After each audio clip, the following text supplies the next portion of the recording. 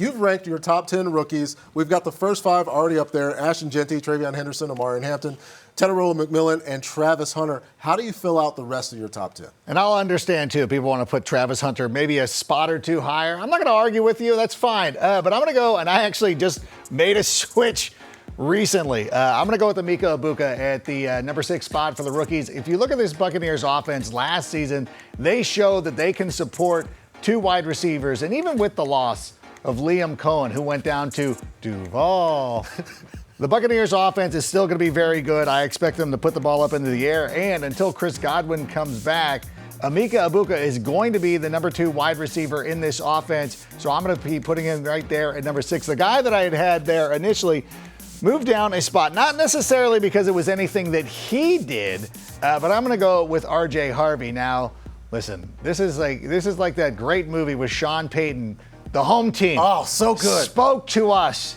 I still believe the words that are coming out of the mouth of Sean Payton, and I do believe that when he is starting to talk up players like R.J. Harvey, I believe that he's going to have a huge role in this offense. I know it's easy just to sit there and do one of those things where you do a lazy comparison like this is his Alvin Kamara. However, sort of is. This is exactly the kind of offense that Sean Payton is putting together. Bo Nix has a lot of the same characteristics as Drew Brees. Similarly, his wide receivers and his running backs starting to do the same thing. We got Kevin James to make the movie about this season. I know. Kevin James needs it. We need a reboot. We need a reboot. Okay. I'm going to go, I wasn't going to do this at first, but I'm going to go with Colston Loveland. And I know that a lot of people have been going with Tyler Warren much higher in their drafts.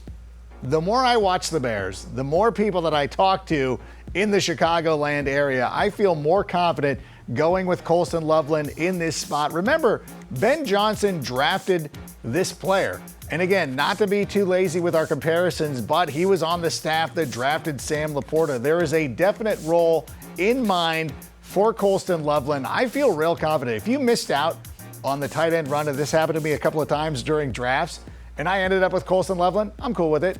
I don't think that you need to really stress about it too much. Although, again, if you prefer Tyler Warren, next to each other, I am not going to argue with you because there is a player right here who could end up being the most targeted pass catcher in this Colts offense. When you think about Daniel Jones and his I don't want to say inability. I think he can throw the ball down the field. He just doesn't do it a lot. So I'm looking for the pass catchers who are going to be closer to the line of scrimmage, which includes Tyler Warren and Josh Downs and players like that. Tyler Warren, again, it's one of those things that I've been seeing him go in the. I mean, we've drafted now. I feel like I'm one of the few lunatics who are still doing drafts right now. But if you got Tyler Warren, you should be very happy with that. And he's going to be very good for the Colts. And then I got Caleb Johnson. I just talked about this a moment ago. Expect a slow start. You're going to need to be patient with Caleb Johnson. But he is a good running back. He fits this Steelers offense. We've seen over the last number of years with Mike Tomlin in charge, they'll run with 2 running backs. I think early on, they're going to go with Tyler Warren. You just have to be ready for that. Caleb Johnson needs just to remain on your bench. The moment will arise. It happens every year. Don't be that person that overreacts